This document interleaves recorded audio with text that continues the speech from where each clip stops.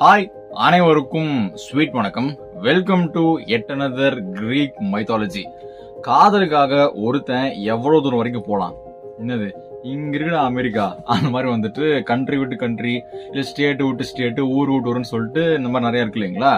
So அது மாதிரி காதலுக்காக ஒருத்தன் இங்க இருந்து, அதாவது பூலோகத்திலிருந்து நரகம் வரைக்கும் வந்துட்டு போயிருக்கான். நரகம் ஒரு சொர்க்கம் எதனா வச்சுக்கலாம். ஸோ அது வரைக்கும் போயிருக்கான் அவனுடைய காதலிக்காக.